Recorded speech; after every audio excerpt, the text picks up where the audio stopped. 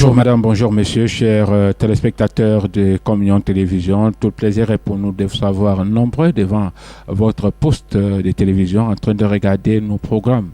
Bienvenue à cette autre sortie de votre émission Décryptant votre plateforme d'édification, Décryptant cette émission qui vous permet d'avoir l'équilibre sur les messages qui sont diffusés à travers notre chaîne de télévision. Décryptant, c'est avec notre personne ressource, l'apôtre Étienne Comkep. Avec lui, pendant une quarantaine de minutes, nous entrons dans les profondeurs pour en savoir un peu plus suite à un message. Mesdames, Messieurs, retenez ceci, décryptant, votre contribution compte. Après avoir regardé le message, vous pouvez nous revenir avec une question, et ceci au numéro de téléphone qui défile au bas de votre petit écran. Apôtre, bonjour. Bonjour Simon, bonjour chers téléspectateurs, que la grâce soit abonde sur vous. Voilà, apôtre, quelques jours, nos téléspectateurs étaient sévrés de cette émission. Nous comprenons que vous avez un calendrier très très chargé et raison pour laquelle vous êtes absenté un tout petit peu. Oui, bien sûr, bon, nous sommes des hommes. Oui. Alors donc, on ne peut pas être partout à la fois comme le Saint-Esprit. Oui. Voilà, donc il y a des moments où il n'y a pas possibilité d'être là. Voilà. Qu'à cela ne tienne, vous êtes là ce matin en bonne forme également. Bien sûr. Par la grâce de Dieu. D'accord. Voilà. Mesdames, Messieurs, chers téléspectateurs, vous le comprenez, l'apôtre, il est là avec nous. Voilà, apôtre, aujourd'hui, nous parlons de la loi et de la grâce. La loi et la grâce. Voilà. Maintenant, s'il faut rentrer tout de suite dans le questionnaire, c'est de savoir qu'est-ce que la loi, apôtre? Voilà, donc lorsqu'on parle de la loi, dans ce contexte, il est question du régime de la loi. Donc, vous dites? Du régime de la loi. Ok, le régime de la loi. Voilà, donc le contexte où la loi était en vigueur.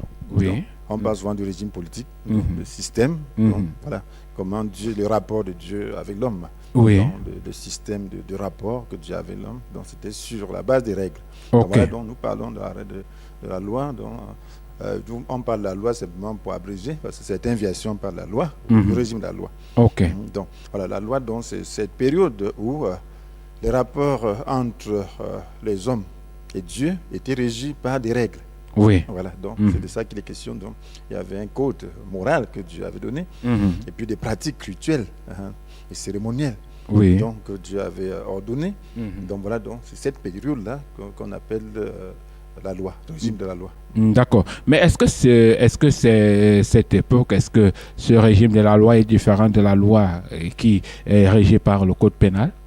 Bien sûr. Donc, la loi du code pénal, on voit que cette loi c'est son inspiration de la parole de Dieu, de la loi de la Bible, donc, et puis même du code éthique, parce que l'homme a une certaine justice en lui-même. Donc voilà, donc il y a une justice sociale dont les gens sont associés. Donc ils se disent, voilà, comment pouvons-nous vivre en société? On va vivre sans règles. Donc, pour être bien, donc on a vu toujours que, alors là, c'est la Bible qui est la meilleure source. Donc il y a eu des moments où des nations étaient chrétiennes, il y a eu des périodes où le monde entier était chrétien. Donc voilà l'inspiration du code pénal, et puis de la loi de la République. Donc, beaucoup ont tiré inspiration de là. Vous voulez nous dire que la source de l'inspiration de ceux qui ont écrit le code pénal est issue de la Bible? Bien sûr, lorsque vous regardez, vous voyez que, il faut rendre justice. Donc, qui peut avoir le meilleur sens de justice en dehors de Dieu? Donc, voilà pourquoi... et puis l'homme complète, le fond, et c'est là. Bon, au fur et à mesure qu'on voit les choses, on voit des lois, on fait des articles, ainsi de lois, ainsi de suite. Donc, pour compléter et puis bien gérer les situations. D'accord. Mais sinon, vous voyez que la loi condamne l'adultère, la loi condamne l'alcoolisme, la loi condamne, bref, les péchés, le meurtre, que la Bible condamne aussi. Oui. Donc, sauf que sur le plan, on dit que l'État est laïque. Voilà, donc sur le plan culturel, bon, la loi donne la possibilité à chacun d'adorer le Dieu qu'il veut. D'accord. Et Dieu lui-même donne cette possibilité, mais c'est à son peuple qui dit de l'adorer lui seul. D'accord. Ok. Maintenant, mesdames, messieurs, voilà d'une manière claire l'explication de ce qu'est la loi. Maintenant, puisque vous parlez également de la grâce, qu'est-ce que la grâce selon vous? Voilà, selon moi, la grâce, c'est les moyens que Dieu donne pour accomplir sa volonté. C'est ce qu'on appelle la grâce. Donc, parce que la grâce, ce n'est pas le libertinage. La grâce, c'est les moyens que Dieu donne pour accomplir la loi. Oui. Voilà, donc, c'est dire que la loi, il faut comprendre déjà la différence. Donc, la grâce, c'est les moyens de Dieu pour accomplir la loi. Oui. Donc, la loi, on ne parle pas des moyens, c'est des règles, c'est des relations basées sur des règles. Oui. Donc, l'homme doit s'efforcer à tenir ses obligations. Oui. L'homme doit s'efforcer à obéir, à accomplir la volonté de Dieu. Et la grâce, c'est l'homme doit croire. L'homme doit croire en celui-là qui a obéi à sa place. Oui. Pour que son obéissance lui soit imputée. Donc, voilà donc. Et pour que son obéissance lui soit imputée. D'accord. Pour que son obéissance lui soit imputée. Maintenant, la loi et la grâce. Quelle est donc pour l'importance pour vous de parler de la loi et de la grâce pendant que nous sommes là? Voilà, donc c'est très important parce que nous vivons une époque où nous devrions parler de la grâce, mais où certains rentrent sous le régime de la loi. Donc, et puis, parce que la Bible, là, lorsque vous lisez la Bible, il y a en même temps la loi et la grâce à l'intérieur. Oui. Donc la Bible contient toutes choses. Et lorsque vous n'êtes pas averti, alors vous pouvez lire la partie loi. Et puis bon, vous commencez à penser que c'est ça, que nous vivons cette époque. Alors lorsque vous lisez maintenant la partie grâce, donc vous ne comprenez pas, vous êtes dans la confusion totale. Oui. Donc comment donc appliquer la loi dans le contexte de la grâce? C'est ça la question. Donc il faut comprendre bien ce que c'est que le régime de la loi et le régime de la grâce. D'accord. Donc comprendre comment donc tirer profit des écrits concernant le régime de la loi. Oui. Étant dans ce régime de la grâce. Donc c'est ça qu'il est question. Donc, si on ne comprend pas, il y a une confusion totale. Et je vois beaucoup de confusion qui m'écœurent souvent. Même des hommes de Dieu font un amalgame terrible. Oui. Donc, nous savons que la loi ne sauve pas. Donc la loi ne sauve personne. Personne sera déclaré devant Dieu parce qu'il aura obéi à ce que prescrit la loi. C'est ce que la Bible nous dit. Oui. À ce que la loi ordonne. C'est ce que la Bible nous dit dans Romains chapitre 3, verset 20. Une personne sera déclarée juste devant Dieu parce qu'il aura obéi à ce que la loi demande. Oui. Donc on est déclaré juste devant, parce que la Bible dit que la loi ne donne que la connaissance du péché. Donc elle ne t'aide pas à résoudre le problème du péché. Oui. Donc c'est ça qui est important. Donc si vous passez votre temps à ne regarder que la loi, ça ne vous aidera pas. Ça va vous montrer à quel point vous êtes pécheur, mais ça ne vous aidera jamais à être juste. Comment ça, apôtre? Si déjà vous avez la connaissance, c'est que vous êtes pécheur, mais est-ce que vous ne pouvez pas faire les efforts de sortir par là? Parce que moi, je pensais que le plus important, c'est de savoir qu'on est pécheur pour voir dans quelle mesure on peut sortir de là en faisant des efforts. Combien de malfaiteurs savent que voler est mauvais? Ils sont toujours en train de voler. Combien de personnes savent que commettre adultère est mauvais? La loi même de la République dit ça. Et tout le monde le sait.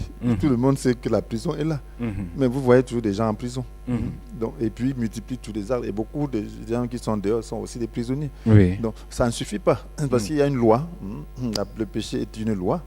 C'est une loi qui amène quelqu'un à faire le mal. Oui. Donc on peut bien savoir c'est mauvais, ne pas avoir la force, malgré sa bonne volonté, de ne pas faire ce qui est mauvais. Oui. Donc c'est ça le problème de la loi.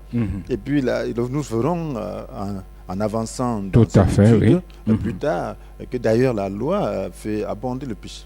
Fait proliférer le péché.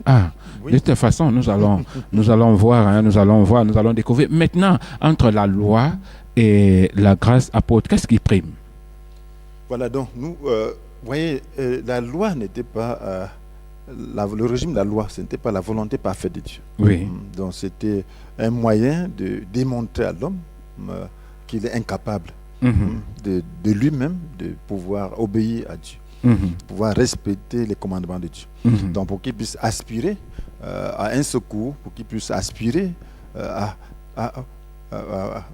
bref, au secours divin. Oui. Voilà. Donc il faut qu'il puisse aspirer au secours divin. Et puis Dieu ne répond qu'à la prière. Oui. Donc Dieu répond à nos aspirations. Donc lorsque quelque chose nous tient à cœur, lorsque vraiment cela devient une préoccupation, alors Dieu demande de lui exposer nos problèmes. D'accord. Nos besoins. Donc, alors l'homme, en voyant qu'il veut obéir et qu'il y a une autre loi en lui, crie vers Dieu que je veux obéir. Ce que tu dis là, c'est bon. Mais je ne peux pas. Je ne peux pas, je veux bien. Alors Dieu dit bien, c'est bien, comme tu veux obéir. Voilà les moyens. Et l'homme aussi est très content. Oui, il est content voilà. Parce que, regarde, quand tu es dans une situation, par exemple, peut-être un problème d'argent, tu as un problème d'argent, vraiment qui dépasse tes moyens, qui dépasse ton imagination, tu ne sais pas comment ça peut se passer. Mais lorsque quelqu'un te tire de cette situation, ça, toi, tu es tellement content. Oui, vrai. Tu reconnais que c'est quelque chose de très grand. Tu es très content. Voilà l'état de l'homme. Oui. Donc, Dieu voulait donc que l'homme sache qu'il est incapable de faire la volonté de Dieu. Oui. Et qu'il puisse désirer un sauveur, qu'il puisse désirer un moyen. Alors, ce moyen-là, c'est Dieu qui donne. Et Dieu donne en Jésus-Christ. Donc, Jésus-Christ est le moyen de Dieu pour nous aider à accomplir la loi.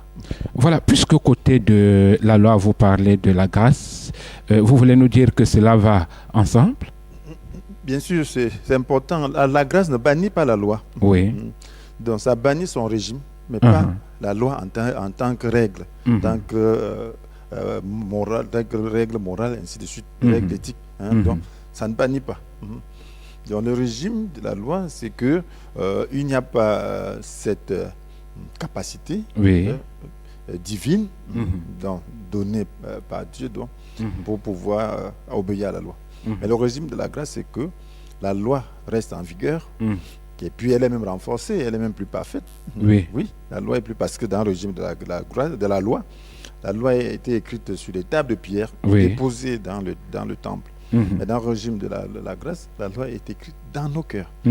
Donc la loi commence à être comptée à partir de nos intentions, de notre conscience. Alors que dans le régime de la loi est comptée lorsqu'on t'attrape en flagrant délit. Donc tu peux te cacher. Oui. Donc, voilà, je prends un exemple. On avait attrapé une femme en flagrant délit d'adultère. Et à cette époque, quand tu vois Jésus s'adresser aux adultères, il dit qu'il dévore les maisons des veuves. C'était des gens qui commettaient de l'adultère, mais en cachette. Oui, tout ça, en cachette. Maintenant, on a attrapé une femme, en flagrant délit d'adultère. On demande, la loi demande de lapider une telle femme. On demande la vie de Jésus. Jésus, les connaissant, donc il a interpellé leur conscience. Il dit, que celui d'entre vous qui n'a jamais commis de péché puisse lancer la première pierre. On dit depuis le plus grand jusqu'au plus petit. Ils sont disparus. Pourquoi? Parce que Jésus a touché leur conscience. Si Jésus disait, celui qu'on n'a jamais attrapé dans le péché, qu'il lance la première pierre. Je crois que cette femme-là n'aurait pas vécu. On l'aurait lapidé. On l'aurait lapidé tout de suite. Puisque son casier judiciaire est propre. Donc voilà comment la loi fait. La loi dit casier judiciaire est propre. Mais il y a beaucoup de gens, des pécheurs, qui ont des casiers judiciaires propres. C'est un peu ça la loi. Ok. Oui. Mais la grâce, Dieu regarde au cœur, aux intentions. Donc c'est la grâce par la relation donc, avec Dieu qui habite en nous et qui voit au-delà de nos actes, qui voit nos motivations, qui voit nos intentions et qui compte à partir de là. Et c'est à partir de notre conscience que nous vivons avec Dieu. Ce n'est pas devant les hommes que nous vivons, mais dans le régime de la loi, on vit devant les hommes. Mais dans le régime de la grâce, on vit devant Dieu. Voilà. Vous faites également allusion à la descendance. De quelle descendance s'agit-il ici? Voilà, donc la grâce vient de la promesse faite à Abraham. Donc, Dieu avait dit à Abraham dans Genèse chapitre 12 que va, quitte ton pays, ta famille, la maison de ton père, pour te rendre dans le pays que je t'indiquerai. Donc, je ferai de toi l'ancêtre d'une grande nation. Je te bénirai, tu deviendras une source de bénédiction pour d'autres. Je bénirai ceux qui te béniront, je maudirai ceux qui te outrageront. Tous les peuples de la terre seront bénis à travers toi. Donc, et il a promis une descendance. Donc c'est une descendance qui devait être le moyen par lequel tous les peuples de la terre allaient être bénis. Donc cette descendance, nous voyons que apparemment, on lit la loi, on voit Isaac. On voit Isaac que Abraham a attendu pendant 25 ans pour obtenir par la foi. Mais Isaac, en réalité, préfigurait plutôt Jésus-Christ. parce que Jésus-Christ est fils d'Abraham par la foi. C'est cette descendance-là. Juste en réalité, Isaac n'est pas le fils spirituel que Dieu promettait à Abraham. Oui. Donc il est plutôt le fils physique, le fils naturel. Mais le fils spirituel, c'est Jésus-Christ. Oui. Donc qu'il a obtenu par la foi. La preuve, c'est que Isaac préfigure Jésus. Donc vous voyez, Dieu a demandé à Abraham d'offrir Isaac. Donc au point de le tuer, comme Dieu le demandait, il a dit non, je sais maintenant tu révères l'Éternel, ainsi tu ne m'as pas refusé ton fils. Donc ça c'est une forme de mort et de résurrection de Jésus. Cela préfigurait la mort et la résurrection de Jésus-Christ. Donc c'est en réalité Jésus-Christ, par sa mort et sa résurrection, qui est donc cette descendance. Parce que on dit que nous sommes tous des frères de Jésus. Oui. Et nous sommes tous des fils d'Abraham, qu'il a obtenu par la foi. D'accord. D'accord. Maintenant, apôtre, pourquoi après la loi et la grâce, vous parlez également de la promesse? Voilà, donc parce que la promesse vient avant la loi, et la promesse, la grâce est en fait la promesse qui a été satisfaite. Donc, vous dites la grâce? La grâce, donc, c'est la promesse, donc c'est la réalisation de la promesse. Donc c'est la réalisation de la promesse qui a été faite à Abraham. Voilà, vous allez voir que Dieu a fait cette alliance avec Abraham. Une alliance qui n'est pas fondée sur son obéissance, mais sur sa foi. Son obéissance étant déjà acquise par sa foi. Maintenant, la loi donc, c'est une alliance fondée sur l'obéissance de l'homme, sa fidélité. Comme nous le voyons dans Exode 19. C'est fondé sur l'obéissance, la fidélité de l'homme, d'une nation. Or, ça c'est un échec.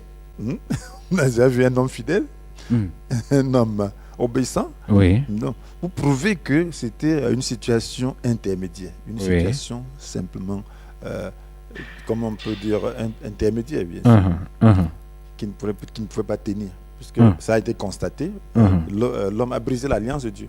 Mais l'alliance d'Abraham n'a jamais été brisée, parce que ça ne dépend pas d'Abraham, ça dépend de Dieu. L'alliance que Abraham a faite avec Dieu n'est pas brisée. Mais l'alliance que le peuple d'Israël a faite avec Dieu a été brisée. D'accord. La raison, la preuve, c'est quoi? C'est que au temps de Jérémie, Dieu a détruit son temple, qui était le symbole de cette alliance. Il a éparpillé son peuple, dispersé son peuple par Nabuchodonosor, l'empereur de Babylone. Donc, et puis, c'était d'abord par les Assyriens, donc pour l'État d'Israël. Et maintenant, comme Dieu tient plutôt à sa promesse, quand le peuple s'est repenti, il a fait encore revenir sur son territoire. On a fait un deuxième temple. Jésus vient donc dans ce contexte où le deuxième temple était fait. Maintenant, quand Jésus a accompli l'alliance, après, en l'an 70, c'est-à-dire une quarantaine d'années après la mort de Jésus, Dieu disperse son peuple parce qu'il n'a pas accepté l'alliance. Il n'a pas accepté de recevoir la réalisation. Voilà que Dieu fait encore revenir son peuple 2000 ans plus tard sur son territoire, le 14 mai 1948. Mais à cause de la fidélité, de l'alliance qu'il a faite avec Abraham concernant ce peuple. Ce n'est plus par rapport à cette descendance, mais c'est par rapport donc à leur salut. En tant que nation. Donc, c'est par rapport à leur salut. D'accord. Donc, c'est la foi d'Abraham, Isaac et Jacob qui permet que Israël devienne toujours un État. Parce que Jésus va venir physiquement. Et c'est là que leurs yeux s'ouvriront pour qu'ils puissent recevoir le Messie et en tant que nation être sauvés. Parce qu'en ce temps-là, en ce moment-ci, Israël n'est pas sauvé en tant que nation. Il y a des incrédules, il y a beaucoup de gens qui vont en enfer chaque jour là-bas. Donc chacun est sauvé par sa relation avec Dieu. Il y en a qui ont une relation avec Dieu, par Jésus-Christ. Mais ceux qui ne l'ont pas, ils sont perdus. Quand Jésus posera ses pieds sur le mont d'Olivier, alors la nation reconnaîtra que voilà, c'est le Messie. Tout Israël sera sauvé. À ce temps-là. Et les gens aussi seront sauvés. Mais est-ce qu'il y a un temps pour la loi? Bien sûr, il y a le régime de la loi. Donc, le régime de la loi, il faut comprendre les périodes. Le régime de la loi, Oui. voilà pourquoi j'ai parlé un peu de dispensation. Les périodes, donc, certains théologiens ont divisé le temps Oui. de l'histoire de l'humanité sur la terre en 7 parties, 7 périodes. Donc, on appelle dispensation. Donc, le régime de la loi, c'est dans une dispensation. C'est une dispensation. C'est dans une période de temps. C'est bien marqué. Donc, nous voyons l'alliance que Israël a faite avec Dieu. Oui. Au mont Sinaï, dans Exode 19. Donc, en tant que nation, on dit que si vous m'obéissez, si vous êtes fidèles à mon alliance, alors vous serez un peuple différent, ainsi de suite. Voilà, c'est cette alliance. Donc, et il a donné donc les 10 commandements. Oui. Vous voyez dans Exode 20, alors Dieu a apparu donc, sur le mont Sinaï sous forme de feu, et puis il y a des anciens qui ont vu même sa forme et tout. Bref, ils ont vu une image, une représentation de Dieu, donc pour montrer que c'est lui Dieu. Oui. Et nous voyons cette alliance, comment Dieu a été fidèle à cette alliance. Voyons comment des guerres que Israël a gagnées, voyons des miracles, voyons comment une petite nation avait l'hégémonie sur ses voisins, sur beaucoup de gens, même la coalition, ils ne pouvaient pas les détruire. Nous voyons sur David, ainsi de suite. Oui. Nous voyons même la conquête,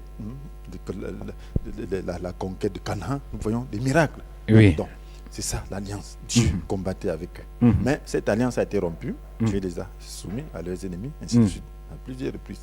D'accord. Donc, c'est cette période-là de l'alliance jusqu'à Jésus-Christ. Oui. Parce que lorsque Jésus vient, c'est déjà la promesse qui est réalisée. Donc, l'alliance, c'est l'alliance de la loi est brisée parce que la promesse est réalisée. Et ils ont eux-mêmes brisé l'alliance de Dieu avant la promesse. D'accord. Donc, cette période qu'on appelle le régime de la loi finit avec Jésus. Parce que Jésus dit à ses contemporains, Moïse vous a donné la loi et aucun de vous n'a accompli la loi. Aucun. Donc, ça n'a pas d'importance. Ça veut dire que cette loi est brisée. Puisque vous avez un contrat qui dépend du respect des deux parties. Oui. Et donc, l'autre partie ne respecte pas. Le contrat est déjà caduc. Parce que l'autre partie, c'était les hommes qui n'ont pas respecté. Oui. C'est caduc. Cette alliance n'était plus en vigueur. D'accord. D'accord. Cette alliance n'était plus en vigueur. Mais maintenant, apôtre, qu'est-ce qu'il faut observer dans la loi? Voilà, donc lorsqu'on parle de la loi, nous voyons la loi fondamentale. Oui. Et nous voyons les applications. Nous voyons les lois cérémonielles. Oui. Nous voyons la loi cultuelle. Bon, voilà, les lois cultuelles, il y avait un temple. Et puis les cultes étaient cérémoniels. Donc, il y avait des animaux qu'on offrait. Donc tous les autres là, et c'était des images. Donc si nous comprenons bien, si nous avons des révélations, si nous avons une profondeur dans l'étude de la parole, lorsque nous étudions ces parties, nous allons comprendre que ces sacrifices se référaient à Jésus. Et là, ça peut nous édifier davantage. Notre foi peut édifier notre foi. Maintenant, il y a la loi fondamentale qu'on appelle les 10 commandements. Donc ça, c'est immuable. Donc, ça vaut à tout temps. Voilà pourquoi Dieu avait mis ça dans le coffre de l'Alliance, dans l'arche de l'Alliance, pour dire que ça, c'est ça, ça dure pour toujours. Jésus dit, je ne suis pas venu pour abolir ce que dit la loi ou le prophète. Je suis venu non pour abolir, mais pour accomplir. Oui. Voilà, donc ça dure jusqu'à ce que le ciel et la terre passent. Aucun iota, même pas entre lettres, sera ôté de la loi. Donc, cela dure. Voilà, il nous montre maintenant comment ça se vit. Ça se vit maintenant au niveau de la conscience. Ça ne se vit pas seulement au niveau de la pratique. Donc ça se vit déjà à partir de la conscience, du cœur. D'accord. Donc il faut une relation. Donc la loi est là en vigueur, mais ce n'est plus une loi juste extérieure. On peut être extérieurement bien, irréprochable, avoir un casier judiciaire vierge, mais aller en enfer. On peut être acclamé par les hommes, être le meilleur homme du monde, irréprochable dans le quartier, mais étant un fils de la gêne, parce que le cœur n'est pas bon. D'accord. Parce que le cœur n'a pas de relation avec Dieu par Jésus-Christ. Parce que le cœur n'est pas bon. À dire que le cœur de l'homme là semble être très très compliqué parce qu'à tout moment on évoque le cœur, on parle du cœur, ainsi de suite, ainsi de suite. Vous pensez que ces cœurs-là peuvent favoriser l'entrée de l'homme dans le royaume des cieux, apôtre? C'était un miracle. Jésus avait dit, Dieu avait dit, promis, parce que la Bible dit que le cœur est mauvais, qu'il est incurable, qu'il le connaît, personne ne le connaît. dit qu'ils sont. Donc il est mauvais. Donc c'est Dieu seul qui peut changer. Il a dit dans Ézéchiel 36, verset 25, je répandrai sur vous une eau pure, afin que vous deveniez purs. Vous purifiez tous vos idoles, de tous vos idoles. Oui. Je vous donnerai un cœur nouveau, je mettrai en vous un esprit nouveau. J'ôterai de votre être, votre cœur dur comme la pierre, et vous donnerez le cœur de chair. Oui. Donc il fait Dieu seul qui peut ôter. Donc voilà pourquoi il fallait, lorsqu'on regarde, parce que si Dieu disait, venez en disant que bon, celui qui ne commet pas l'adultère ira au ciel. Beaucoup allaient dire qu'ils vont aller au ciel. Mais il dit que celui qui regarde, qui jette un regard plein de désirs sur une jeune fille a déjà commis l'adultère. Chacun se sent concerné. Chacun sent que non, là, ce n'est pas à mon niveau. Je peux encore me retenir d'aller commettre là. Mais regarde, le regard. Non, gars, c'est pas possible. Que Dieu se aide-moi, le cœur. C'est ça que Dieu attend. C'est comme quelqu'un disait, Seigneur, viens, aide-moi pour mon incrédulité. C'est à cause de mon incrédulité. Mais c'est ça. Il a dit que c'est à cause de votre incrédulité. Il avait un problème d'enfant malade, de possédé. Il dit, mais pourquoi les disciples n'ont pas pu chancer? Il dit, c'est à cause de votre incrédulité que, oh Seigneur, viens. Viens au secours. Oui, et Jésus est venu à son secours. D'accord. Donc, Dieu est là pour nous montrer que tout dépend de lui. Ok. Et là, ça nous permet de dépendre absolument de lui. D'accord. Même pour la minute, même pour la seconde de notre vie. Même pour notre plus petit besoin. Parce que nous ne pouvons rien. D'accord. Parce que nous ne pouvons rien. Mesdames et messieurs, nous allons prendre une petite ponctuation musicale. On se retrouve derrière.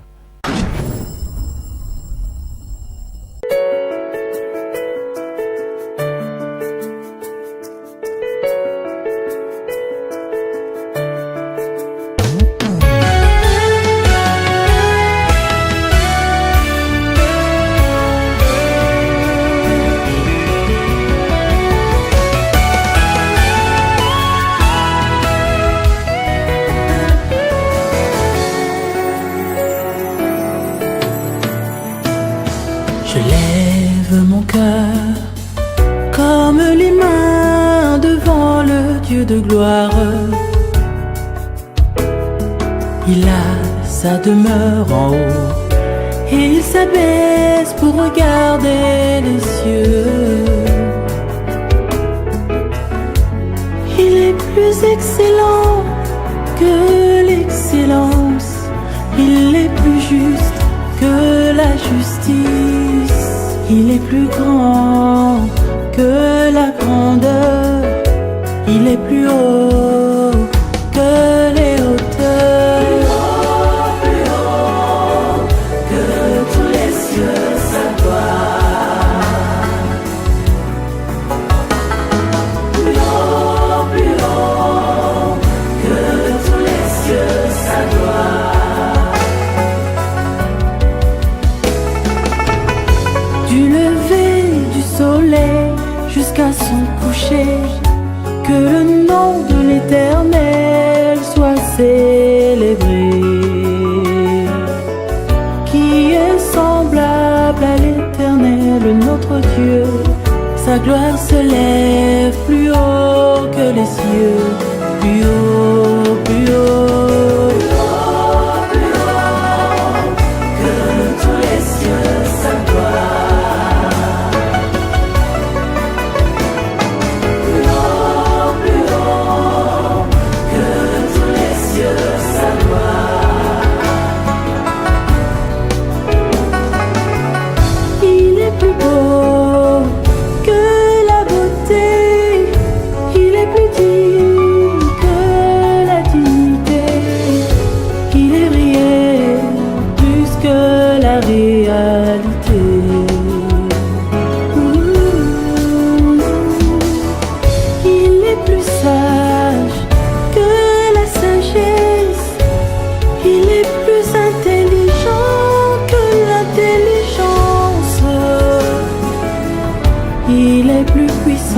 Que la puissance, il est plus fort que la force.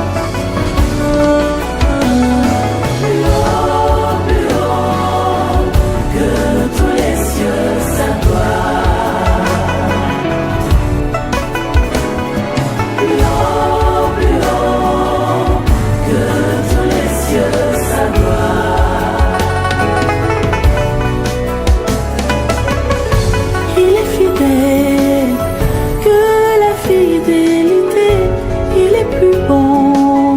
que la bonté. Il est plus saint que la sainteté. Plus haut que tous les cieux sa gloire. Plus haut que tous les cieux sa gloire.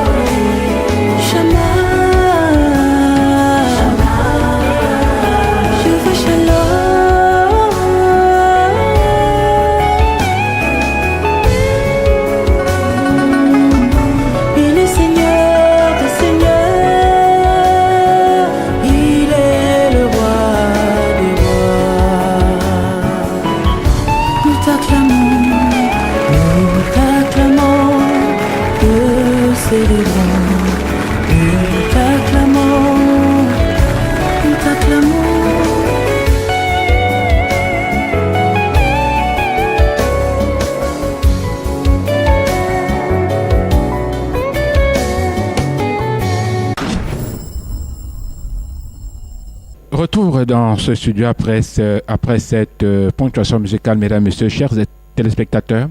Si vous venez de vous connecter à l'instant, vous êtes bel et bien sûr Communion Télévision, l'émission que vous regardez, décryptant vos préoccupations par SMS, bien sûr, les codes d'accès défilent au bas de votre petit écran. Apôtre, peut-on parler de cette époque comme celle de la grâce?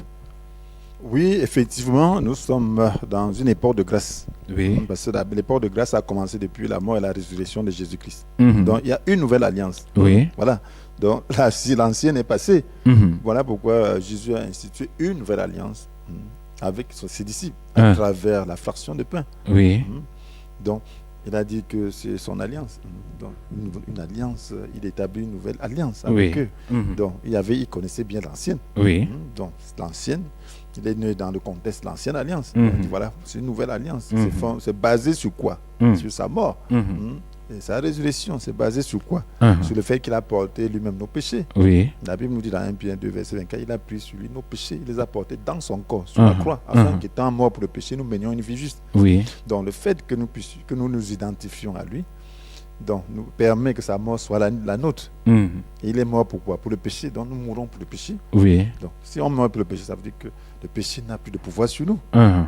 Et nous avons déjà connu la sanction de nos péchés en lui. Oui. Donc le péché n'a plus de pouvoir sur nous et il ne réclame plus rien devant Dieu. Nous sommes déclarés justes.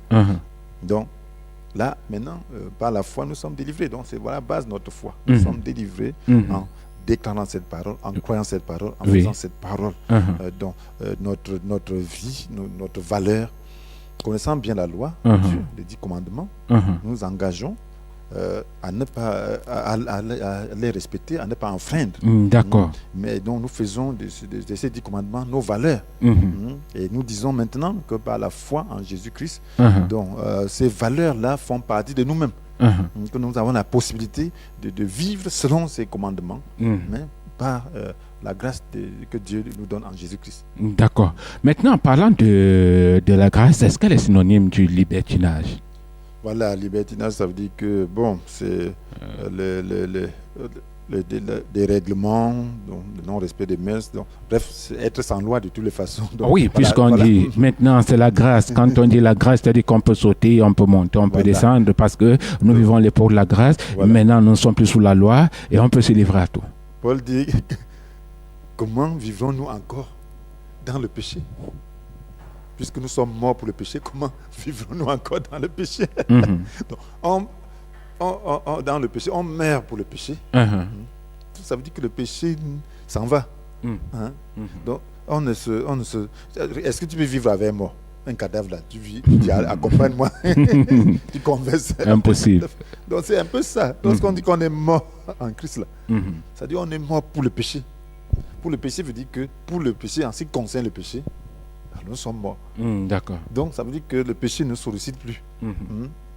Donc ça veut dire que nous avons l'autorité sur le péché est mort. Chacun a l'autorité sur un cadavre, il ne peut pas s'élever. Donc ça veut dire que le péché est mort pour nous. Ok. Donc maintenant, lorsque nous le faisons par la foi, comme le tentateur est toujours là, pour nous dire qu'il n'est pas mort, alors nous faisons maintenant le combat de la foi. D'accord. Pour lui dire, pour lui prouver que tu es vraiment mort. Voilà le combat du chrétien. C'est le combat de la foi. Ce n'est pas...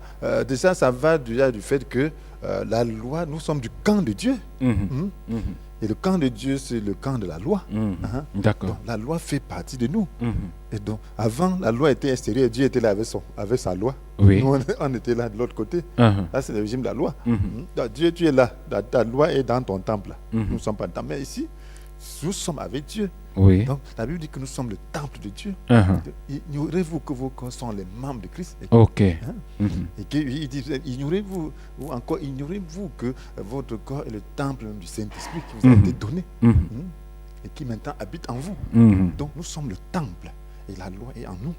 Donc, nous faisons un avec Dieu. Et Dieu est saint.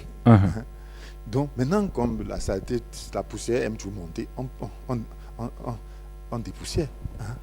Par le sang de Jésus.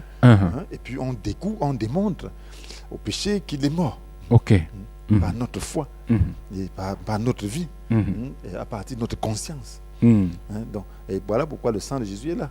Quand notre conscience veut être souillé, quand Satan veut nous apporter de mauvaises choses, le sang de Jésus est là. D'accord. Voilà, le sang de Jésus est là. Voilà. Apôtre, vous dites que les enfants de Dieu ne doivent pas s'attacher aux choses terrestres. Est-ce que c'est normal, apôtre? Voilà, oui, c'est très normal. Très normal. S'attacher est différent de posséder. Voilà. C'est-à-dire, posséder, c'est quoi? S'attacher, c'est quoi? Voilà, les enfants de Dieu sont des êtres spirituels. Ils appartiennent au royaume de Dieu, mais ils sont en mission dans ce monde. Donc, ils vivent dans ce monde. Donc, lorsque tu vis dans un pays étranger, tu ne t'attaches pas à ce pays-là. Parce qu'à tout moment, on peut t'affecter, on peut te rapatrier.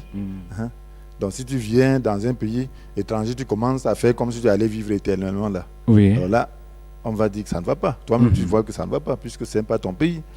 Donc, ça, l'attachement. Le jour où on dit, viens, tu dis que non, j'ai ici, là, j'ai la voiture, j'ai la maison ici. Là, c'est l'attachement. Donc, un enfant de Dieu, lorsqu'il est dans ce monde, il sait que sa patrie n'est pas ici-bas. Tout ce qu'il fait ici, c'est pour accomplir sa mission. S'il a une maison, c'est parce que ça doit lui servir à accomplir sa mission. S'il a une voiture, ça doit lui servir à accomplir sa mission. Donc, il n'est pas attaché. Donc, il ne voit pas ces choses-là comme le monde le voit. Parce que pour le monde, c'est une fin en soi. Pour le monde, c'est l'orgueil de la vie. J'ai aussi la voiture. Je ne suis pas n'importe qui. J'ai aussi une maison. Je ne suis pas n'importe qui. Voilà les valeurs du monde. Mais les valeurs de Dieu, c'est que c'était un moyen de pouvoir accomplir ma mission. Ma mission a besoin d'une maison. Dieu me l'a donnée. Tant mieux. Ma mission a besoin d'une voiture, même de 10. Dieu me les a données. Tant mieux. Mais mon but, c'est la mission. Ce n'est pas les voitures. Ce n'est pas les maisons. Ça ne dit rien. Ce n'est pas...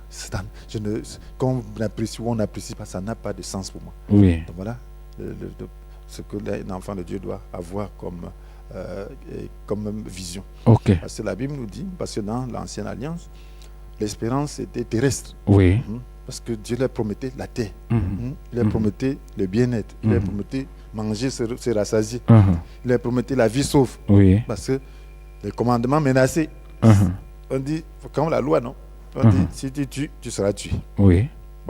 Réserve-toi, obéis et tu vas bien vivre, tu vas les longs jours. Si tu désobéis, je vais t'envoyer les maladies, frapper la nation, je vais envoyer la peste, je vais envoyer la sécheresse. Si vous désobéissez, vous ne m'adorez pas, vous détournez pour adorer les idoles. Voilà ce que je fais.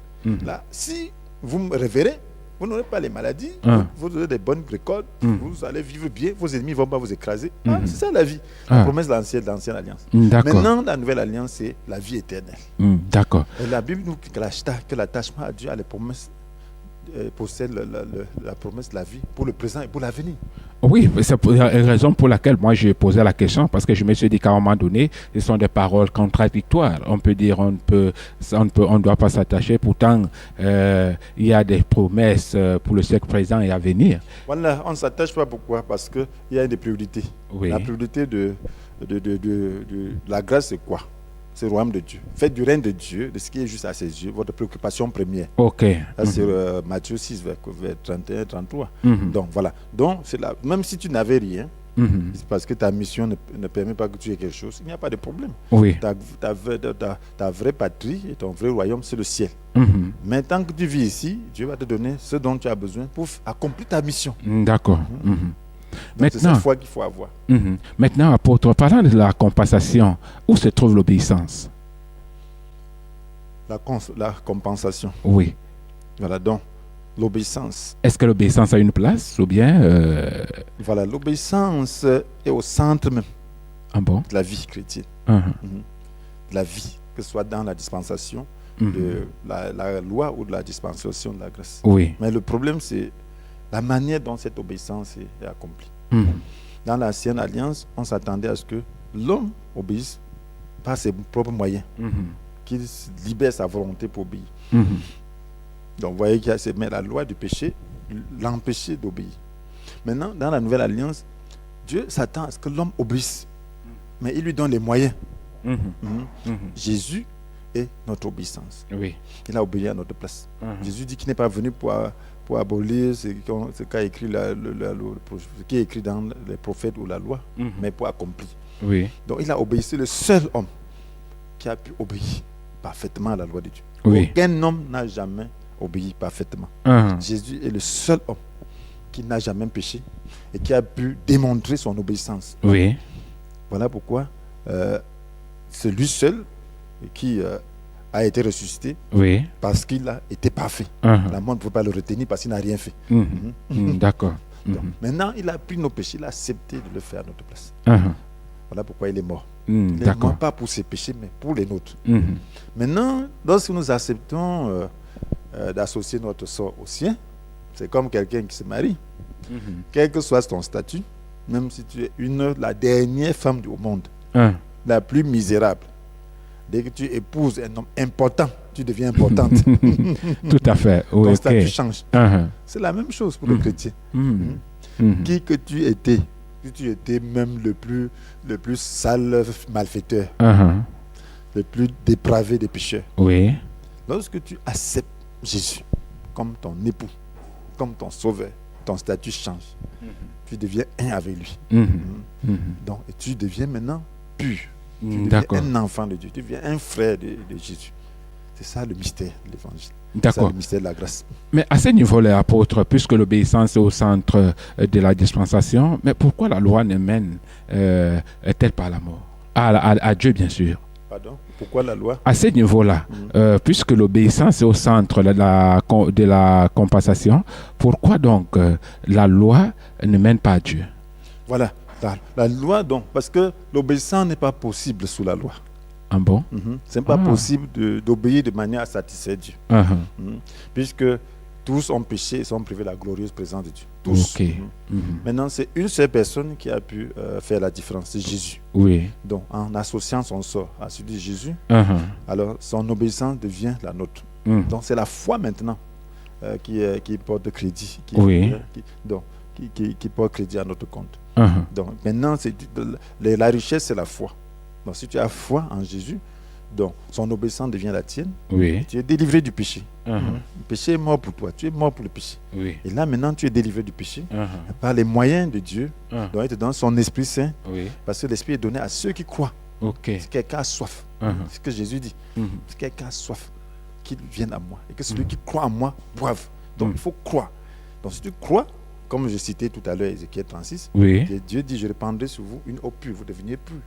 Vous purifiez tous vos souillés, tous vos idoles. Donc Dieu purifie par son esprit. Je vous donnerai un cœur nouveau, je mettrai en vous un esprit nouveau.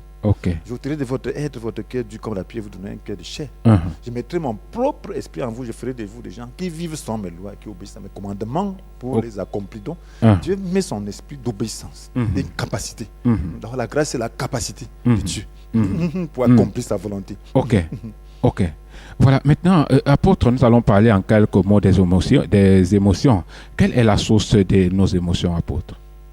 Voilà, donc, nous devons savoir que nous sommes tripartites. Nous sommes esprit, nous sommes âme, nous sommes corps. Lorsqu'on parle d'esprit, il s'agit de notre nature spirituelle. C'est la partie qui ressemble à Dieu. Maintenant, notre âme nous aide à mener une vie consciente dans ce monde.